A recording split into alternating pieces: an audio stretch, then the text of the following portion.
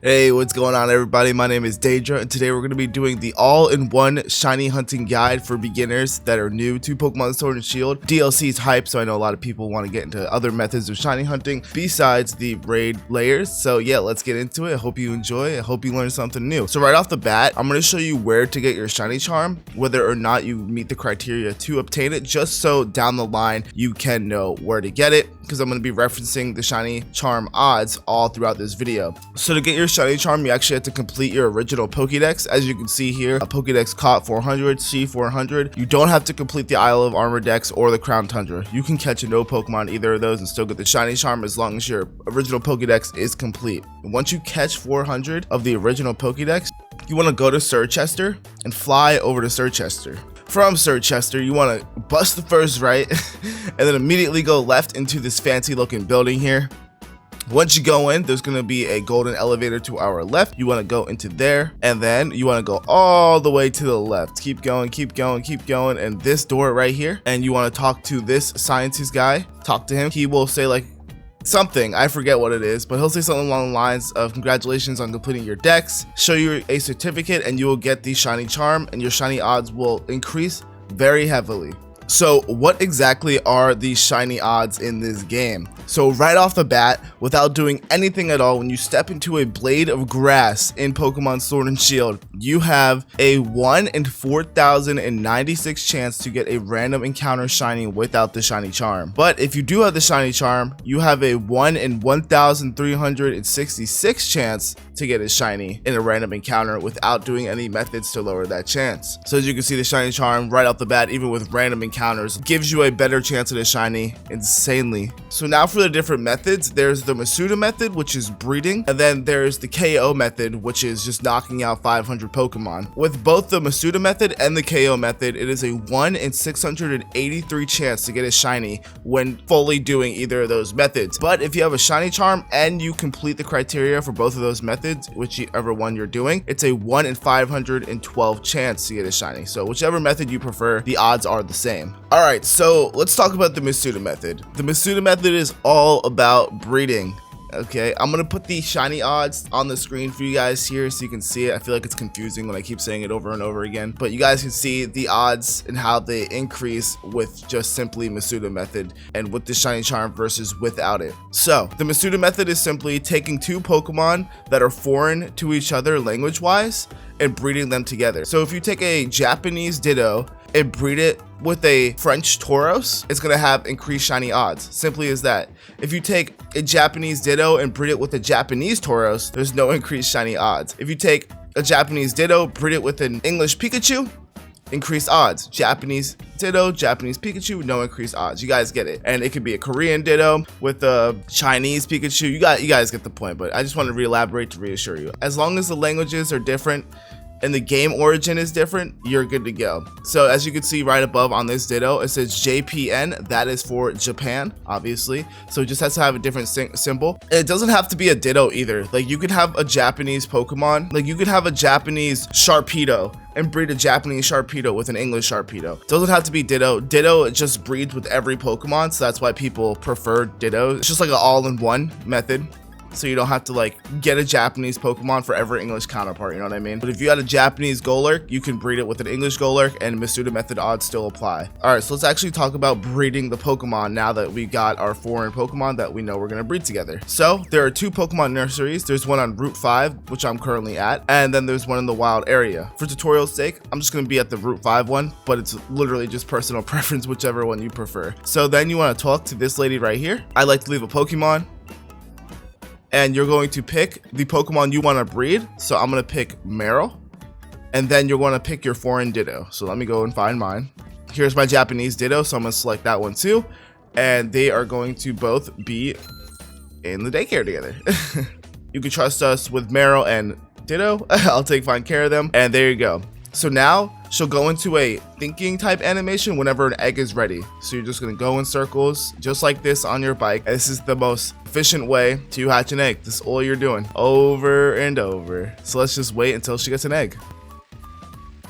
Oh, there she goes. Okay, so now she's in the thinking type animation or whatever. All you do is talk to her. We found an egg. Would you like to take it? Yes. And cool, we got an egg from the nursery worker. So there's our egg, and now it's gonna go into our party. If we go into our party, we can take a look at this thing here. Check summary. It appears to move occasionally and may be close to hatching. So depending on the Pokemon, there are a certain amount of steps you have to walk in order to hatch an egg. Every Pokemon is different. Just say, for tutorial's sake, we have to walk 200 steps to hatch an egg, right? Which is insanely low, but just for tutorial's sake. So that means we have to go on our bike and just go in a circle and do 200 circle equivalent steps of this until the egg hatches. You could actually take those steps and cut it in half.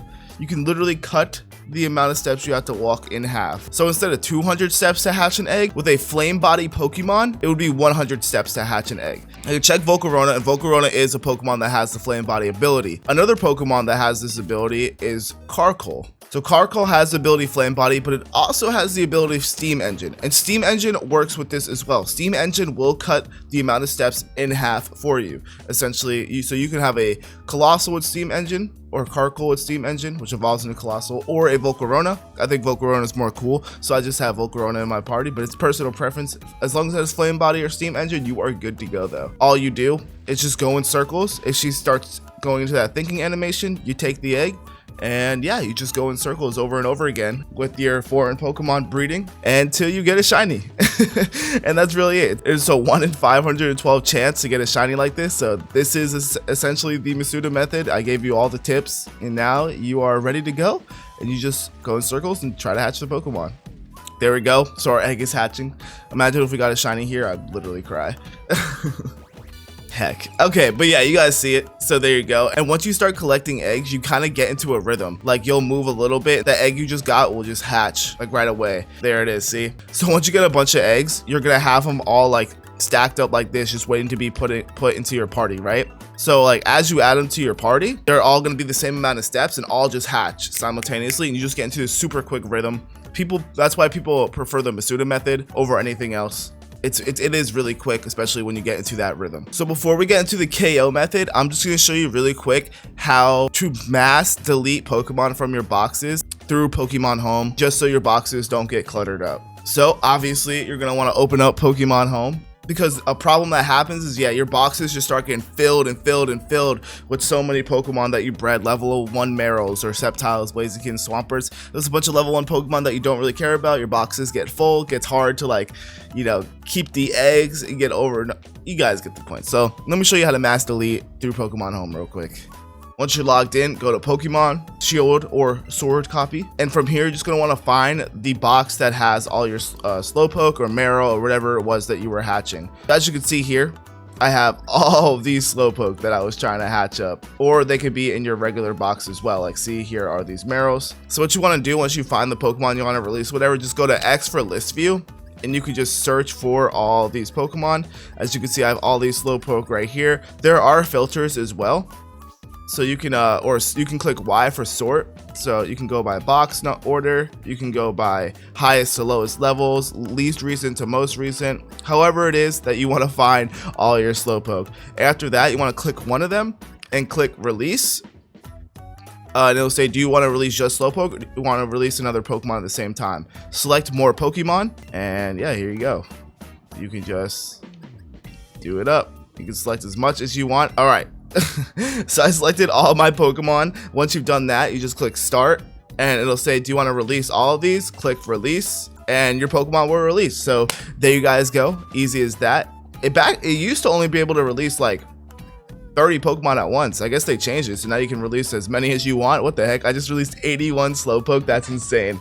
But yeah, there you go. So that's how you mass release Pokemon when you're shiny breeding and all that stuff. All right, so now we're going to be talking about the KO method. On the left, I'll put a chart with how many Pokemon you need to knock out to increase your shiny chances. The more you knock out, the higher your shiny chances are, all the way up until around 500. Once you get to that 500 and you have the shiny charm, your chances of getting a shiny are just like the Masuda method with shiny charm. That is a 1 in 512 chance.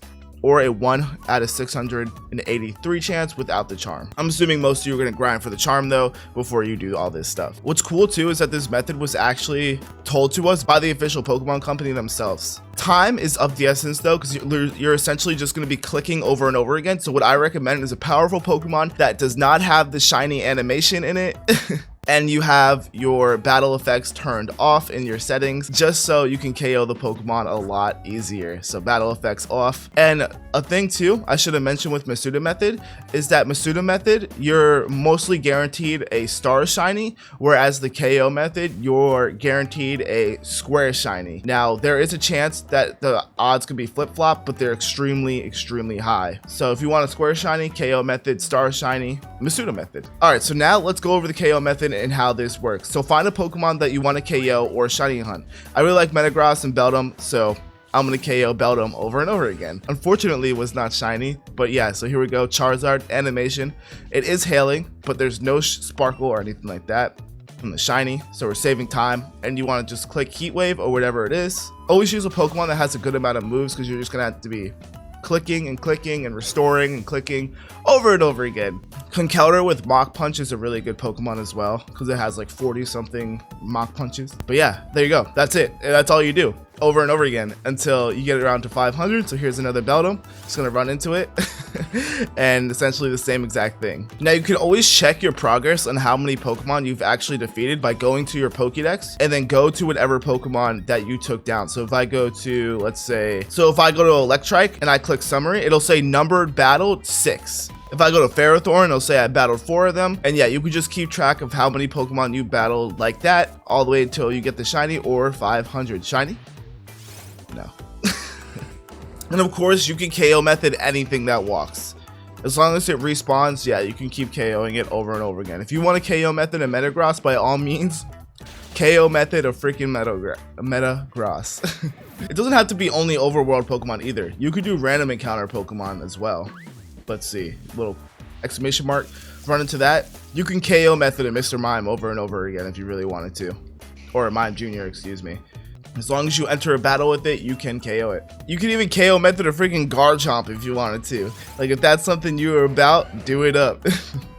There are no limits to what Pokemon you can and can't KO. Some Pokemon are obviously shiny locked, like the birds. But for Virizion, Terrakion, Cobalion, and all of them, you can KO method them all you want. Same with the Regis. They are not shiny locked. All right, so now let's talk about the max raid layers, the Dynamax legendary adventures. This is going to be super simple. I'm not going to go through a whole entire legendary battle. You guys kind of get the point by now. But essentially, with the shiny charm, there is a 1 in 100 chance that you can get a shiny Pokemon in a max layer, or a 1 in 300 chance without the shiny charm, which a 1 in 300 is still insanely amazing.